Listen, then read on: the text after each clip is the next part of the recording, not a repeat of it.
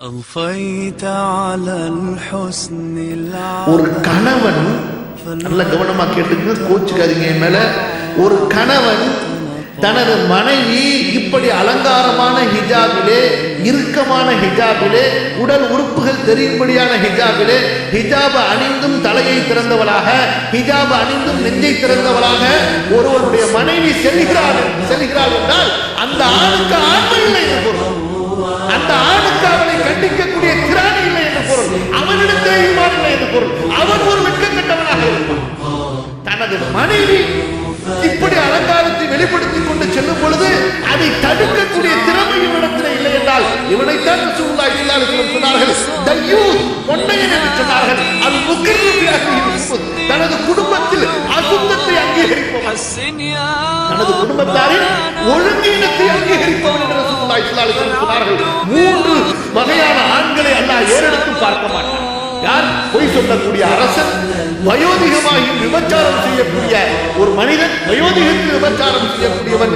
இன்னொருவன் அல் முகிர்ரு ஃபி அஹ்லிஹில் குபூர், தனது குடும்பத்தில் உள்ள பெண்கள், மனைவியோ சகோதரியோ மகனோ, அவள் ஆபாசமாக அசிங்கமாக செல்கிறாள், ஆனால் அதை கண்டிக்காமல் இருக்கிறாள்.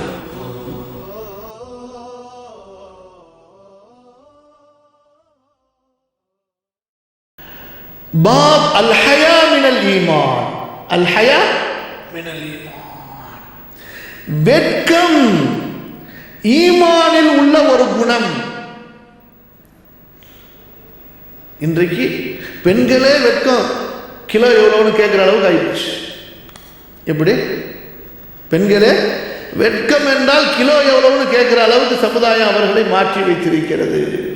அல்லாஹ் பாதுகாப்பானாக. சகோதரர்களே, வெட்கம் என்பது பெண்களுக்கு மட்டுமல்ல, வெட்கம் என்பது ஆண்களுக்கும் பெண்களுக்கும் ஒவ்வொரு மனிதனுக்கும் இருக்க வேண்டிய ஒன்று. இதை பற்றி நிறைய ஹதீஸ் இருக்குது. இங்கே இமாம் புகாரி ரஹிமஹுல்லாஹ் பதிவு செய்யக்கூடிய ஹதீஸ் இருக்கின்றது. அப்துல்லாஹ் இப்னு உமர் அறிவிக்கிறார்கள், ரசூலுல்லாஹி ஸல்லல்லாஹு அலைஹி வஸல்லம் மதீனாவிலே ஒரு அன்சாரிக்கு அருகிலே சென்றபோது அவர் தனது சகோதரரிடத்திலே பேசிக் கொண்டிருந்தார். அந்த சகோதரருக்கு அறிவுரை சொல்லிக் கொண்டிருந்தார். நீ இந்த மாதிரி ரொம்ப கூச்சப்பட்டுக்கிட்டே இருந்தினா வாழ்க்கையில முன்னேற முடியாது, இப்படி வெட்கப்பட்டுக்கிட்டே இருந்தீன்னு சொன்னா இதெல்லாம் சரி வராது. வஹுவ யஇது அஹாஹு ஃபில் ஹயா. ரசூலுல்லாஹி ஸல்லல்லாஹு அலைஹி வஸல்லம் பார்த்தார்கள், என்ன இது ராங்கான அறிவுரையாக இருக்கிறது, தவறான அறிவுரையாக இருக்கிறது. எதை கடைபிடிக்க வேண்டும் என்று சொல்ல வேண்டுமோ அதை விட வேண்டும் என்று இவர் சொல்லுகிறாரே. தாஹு ஃபஇன்னல் ஹயா மினல் ஈமான், விடு, அவர் எந்த குணத்தில் இருக்கிறாரோ அந்த குணத்தில் அவரை விடு. ஃபஇன்னல் ஹயா மினல் ஈமான், ஹயா வெட்கம் ஈமானை சேர்ந்தது. ரசூலுல்லாஹி ஸல்லல்லாஹு அலைஹி வஸல்லம் சொல்கிறார்கள், முந்திய சமுதாயத்தின் ஞானத்திலிருந்து கிடைத்த ஒரு ஞானம் தான் இதா ஃபாதகல் ஹயா ஃபஸ்னா மா ஷி'த. உனக்கு வெட்கம் இல்லை என்றால், வெட்கம் உன்னிடத்தில் இல்லை என்றால், வெட்கம் நீ தவறிவிட்டால் எதை வேண்டுமானாலும் செய்து கொள். இன்று பார்க்கிறோம் பெண்களின் ஆடையிலே எவ்வளவு மோசமான கலாச்சாரம். என்ன காரணம்? வெட்கமின்மை. இன்று சில முஸ்லிம் பெண்கள் புர்கா போடுகிறார்கள், ஹிஜாப் பர்தா என்று ஒரு புர்கா போடுகிறார்கள். சில உலமாக்கள் சொல்லும் பொழுது இந்த புர்காவுக்கு ஒரு புர்கா வாங்க வேண்டிய காலமாய் போச்சு, இந்த ஹிஜாபுக்கு ஒரு ஹிஜாப் போட வேண்டிய காலமாக ஆகிவிட்டது. என்ன பிரச்சனை? இங்க இன்னொரு விஷயத்தை நான் அடுத்து சேர்த்து சொல்லுவேன், அதுக்கு ரெடியா இருக்குங்க கேட்கறதுக்கு. ஹிஜாப் என்பது அது விசாலமான ஆடையாக இருக்க வேண்டும், உடலை நெருக்கக்கூடாது. ஹிஜாப் அது மினுமினுக்கக்கூடிய, ஜொலிக்கக்கூடிய, கவர்ச்சியான ஆடையாக இருக்கக்கூடாது. சாதாரணமான ஒரு துணியிலிருந்து செய்யப்படக்கூடிய ஒரு ஆடையாக இருக்க வேண்டும். அதிலே கணவனுக்கு அணிகின்ற ஆடையில் இருக்கின்ற அலங்காரங்கள் இருக்கக்கூடாது. உறுப்புகளை தனித்தனியாக காட்டக்கூடிய அளவுக்கு இறுக்கமாக இருக்கக்கூடாது. அந்நிய மதத்தவரின் ஆண்களின் ஆடைகளுக்கு ஒப்பாக இருக்கக்கூடாது. இப்படியெல்லாம் இருந்தால்தான் அது ஷரியாவுடைய ஹிஜாப், அது ஹிஜாப் ஷரஈ. ஆனால் இன்று பார்த்தால் ஹிஜாப் வாங்கிறதுக்கு ஆயிரக்கணக்கில் செலவழிக்கக்கூடிய அளவுக்கு இன்று சமுதாயம் மாறி இருக்கிறது. ஏன்? அந்த அளவு கல் வச்ச புர்கா வேணுமா, எம்ப்ராய்டரி போட்ட புர்கா வேணுமா, டிசைன் போட்ட புர்கா வேணுமா, இந்த அளவு சமுதாயம் சீர்கட்டு இருக்கிறது. இதில் நான் என்ன சொல்ல வருகிறேன் என்றால், ஒரு கணவன், நல்ல கவனமாக கேட்டுங்க, கோச்சுக்காதீங்க மேல, ஒரு கணவன் தனது மனைவி இப்படி அலங்காரமாக ஹிஜாபிலே, இறுக்கமான ஹிஜாபிலே, உடல் உறுப்புகள் தெரியும்படியான ஹிஜாபிலே, ஹிஜாப அணிந்தும் தலையை திறந்தவளாக, ஹிஜாப அணிந்தும் நெஞ்சை திறந்தவளாக ஒருவனுடைய மனைவி செல்கிறாள் என்றால் அந்த ஆணுக்கு ஆண்மை இல்லை என்று பொருள். அந்த ஆணுக்கு அவளை கண்டிக்கக்கூடிய திராணி இல்லை என்று பொருள். அவனிடத்திலே ஈமான் இல்லை என்று பொருள். அவன் ஒரு வெட்கக்கட்டவனாக இருப்பான். தனது மனைவி இப்படி அலங்காரத்தை வெளிப்படுத்திக் கொண்டு செல்லும் பொழுது அதை தடுக்கக்கூடிய திறமை இவனிடத்தில் இல்லை என்றால் இவனைத்தான் ரசூலுல்லாஹி ஸல்லல்லாஹு அலைஹி வஸல்லம் சொன்னார்கள் தய்யூஸ், பொன்னையன் என்று சொன்னார்கள். அல் முக்ர்ரு ஃபி அஹ்லிஹில் குபுத், தனது குடும்பத்தில் அசுத்தத்தை அங்கீகரிப்பவன், தனது குடும்பத்தாரின் ஒழுங்கீனத்தை அங்கீகரிப்பவன் என்று ரசூலுல்லாஹி ஸல்லல்லாஹு அலைஹி வஸல்லம் சொன்னார்கள். 3 வகையான ஆண்களை அல்லாஹ் ஏறெடுத்து பார்க்க மாட்டான். யார்? பொய் சொல்லக்கூடிய அரசன், வயோதிகமாகி விபச்சாரம் செய்யக்கூடிய ஒரு மனிதன், வயோதிகத்தில் விபச்சாரம் செய்யக்கூடியவன், இன்னொருவன் அல் முக்ர்ரு ஃபி அஹ்லிஹில் குபுத், தனது குடும்பத்தில் உள்ள பெண்கள், மனைவியோ சகோதரியோ மகளோ, அவள் ஆபாசமாக அசிங்கமாக செல்கிறாள், ஆனால் அதை கண்டிக்காமல் இருக்கிறார். இன்று பாருங்கள், வீட்டிலே உள்ள ஆண்கள் தனது வயது வந்த பிள்ளைகளுக்கு ஆடை வாங்கி தருகிறார்கள். எப்படி? இறுக்கமான ஆடைகளை, நெஞ்சு தெரியும்படியா, நெஞ்சிலே பாதி தெரியும்படியான ஆடையை இந்த தகப்பன் வாங்கி தருகிறான் என்றால் இவனை விட ஒரு கேடு கட்டவன் எவனும் இருக்க மாட்டான். அந்த ஆடையை விடுத்திக் கொண்டு அந்த தனது வயது வந்து அந்த பெண் வீட்டிலே இருப்பதை பார்க்கிறான் என்றால் அதை கண்டிக்க முடியவில்லை என்றால், திருத்த முடியவில்லை என்றால் இவனுடைய ஆண்மையிலே கோளாறு இருக்கிறது, இவனுடைய ஈமானிலே கோளாறு இருக்கிறது. அடுத்த சகோதரர்களை இன்னொரு விஷயத்தையும் சொல்லித் தருகிறேன். ஏன்னா தலைப்பு நமக்கு வேற தலைப்பா இருக்கிறதுனால வேகமாக போய் ஆகும். சிலர் என்ன நினைத்துக் கொண்டிருக்கிறார்கள், ஷரியத்து சட்டம் என்பது ஆடையில எல்லாமே ஒட்டுமொத்தமா பெண்களுக்கு தான் நினைக்கிறாங்க. ஆண்களுக்கு எதுவுமே ஆடையிலே அல்லாஹ்வுடைய தூதர் சொல்லவில்லையா என்றால் ஆண்களுக்கு அதே சட்டம் தாங்க. இந்த சட்டம் தனது உடல் உறுப்புகளை பிரித்து காட்டும்படியான டைட்டான ஆடைகளை ஆண்களும் போடக்கூடாது. எப்படி?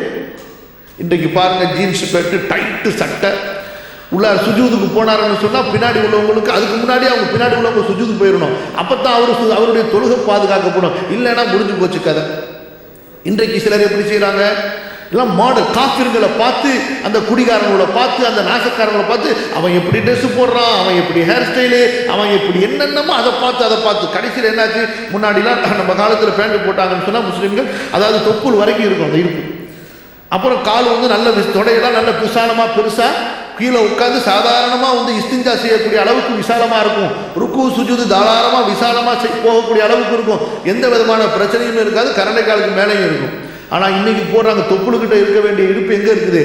அதுக்கு கீழே இருக்குது. இன்னா லில்லாஹி வ இன்னா இலைஹி கேட்டால் அது ஒரு டிசைன், அதுக்கு ஒரு பேர் இங்கிலீஷில்.